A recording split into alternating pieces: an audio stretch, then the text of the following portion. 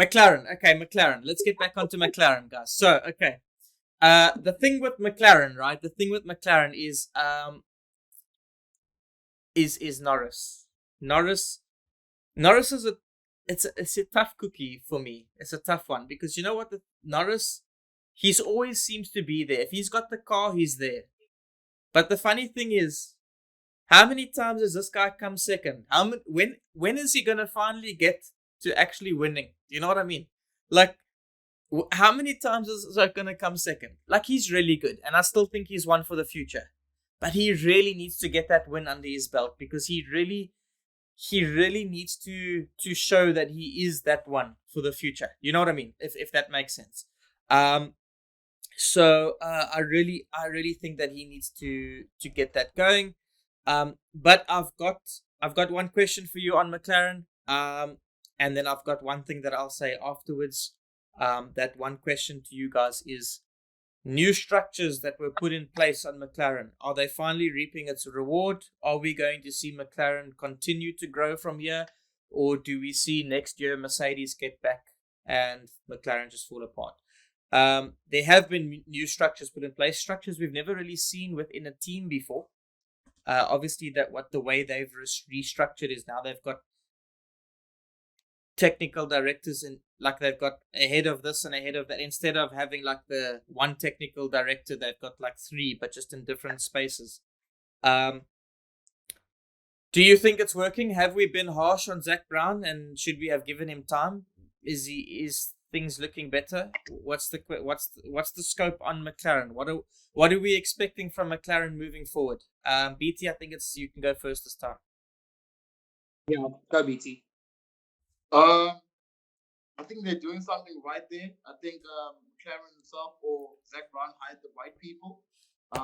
And they remember when McLaren done the deal with Honda, I think the spotlight was on them for them to perform now and show results now because of the relationship they had with Honda, and they won championships with Honda.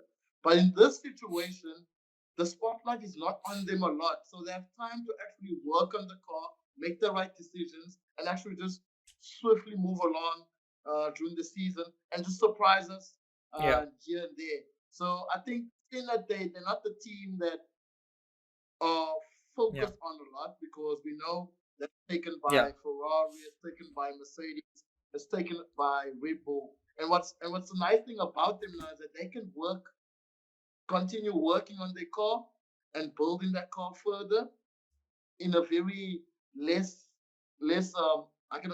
focused area when they are the media and all the people are focused on that team.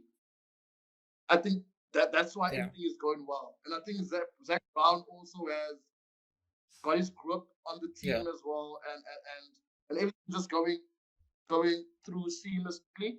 And they're quite confident with the drivers now, because they got the second driver, which is now for sure now they can focus on the car. Because nothing against Ricardo or anything like that. I'm sure they were sure that they have the drivers with Ricardo and now into his own thing in terms of his performance and his form as well. But Piastri just got into the team, blended the team, adapted, showed that he's naturally gifted or naturally talented. And Piastri allowed Norris to be the number one driver. He gets it. You understand? Because he's new, he's a rookie. And that's a good foundation. There's a number one driver, number two driver, and they can continue working on the car, and the results are showing. So that's basically what I'm happy about, is that the team is in sync at the moment. They have chemistry. There's no distractions anymore. The media is not on top of them most of the time, and they could just continue doing their thing on the side, and just occasionally in some circuits they will surprise us. Yeah, that's all. You can go. Cool. Dirk, before you go, can I please ask you to clip that? That was the most intelligent thing that BT has ever said. So please clip that. From the start, it was a bit long. I was hoping he was going to keep it within a minute, because that would have been an amazing clip for YouTube. But I don't know if he's capable of doing that. But if you can please clip that, I'd really appreciate it. By the way, McLaren, just saying. Anyways, Dirk, you go. The people at home have no idea what I've just done, but I just want to let you know this is a green screen, but it's not green, it's orange. Okay, sorry. Go. It's papaya. Okay, sorry. Go. Sorry, Dirk. Go. Sorry. Okay, so I'm gonna keep it very short and sweet. Personally, I still feel Zach Brown is not the right team principal for the team. Well, he's not the team principal. Or CEO of McLaren. Okay. There's many reasons. I don't agree with his hiring. He has made some good choices, but for me personally, he's made more bad choices. But McLaren have potential. They've always had potential, especially now with Piastri instead of Ricciardo. I know that's harsh, but Piastri is a damn talented young man, and I'm going to get to a very controversial point that we can leave for our wonderful viewers. There's potential. The foundation of the car is good. The regs aren't changing next year. McLaren need to. They've got the momentum now, and I agree with BT. The fact that there's not so much more attention on them anymore. They've got their freedom. They've got their privacy. They need to use this now.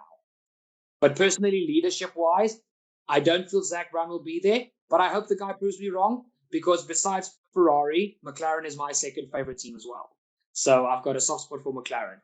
But here's my controversial point. They're not my second favorite team. They are joined with my favorite. They join. Wow. McLaren's such a sexy lady, eh? Even Dirk is attractive. Bro, McLaren is beautiful, man. And you know what, bro? She wears this papaya dress, bro. And it suits her skin tone and everything. Okay, sorry, Dirk. Please don't It's still not the Ferrari. In any case, my controversial point, and you guys don't have to answer this. I would like our viewers to do this one, but very controversial point, and you don't have to agree with me. But I've followed Oscar Piastri's career very vividly because I've got a soft spot for the guy.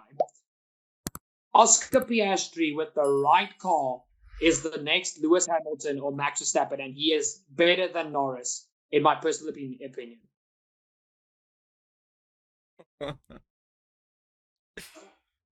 Yeah. So I'm not gonna lie, like that one hits hard because I really love Norris. But you know, they say, what's that saying? Truth hurts. The fact that Piastri is so close to Norris in his rookie year. Norris has been in that car for quite a few years now. He knows that car in and out. So for a rookie driver to be so close to him, you can only imagine in a year or two from now, when he gets a little bit more closer to the team, closer to the car, a little bit more of a relationship going with both the car and the team. Maybe he's given the car a name by then. You know, who knows what he's done. But you can only imagine that it's upwards from here for him. And he's phenomenal. Honestly, he's phenomenal. I'm gonna say this. Piastri was stealthy this weekend. Oh yeah. See what I did there? Most underrated performance of the weekend. But did you see what I did there though? Mm-hmm. What did they call their livery this week? Huh? They called it the Mclaren stealth mode. Didn't you see their new Didn't you see? Yeah, well done. I'll give that to you. Well done. BT is so confused. Didn't you see that in new livery, BT? It was just black and orange, black and papaya. They took off. Oh, is it? Yeah, they took off and they called it stealth. So that's cool. That's a cool name though. Jeez. Yeah, and I know, and Piastri lived up to it because I don't think the camera saw him once, but he popped up in 7th at the end of the race. He started 17th. Gaining 10 positions around Singapore. True, exactly my point. That's one of the hardest tracks. Oak just decided that he was going to jump 10 oaks. I mean, what? Anyways, by the way, he beat Perez, didn't he? Yeah. Exactly. He did. Exactly. He jumped the entire field and the best car on the grid. Anyways. It wasn't the best car in Singapore, but it's the best car on the grid. That's all people need to know. Okay, cool. So, anybody else have anything to add on my Papaya Heroes? Because they really did have a great weekend.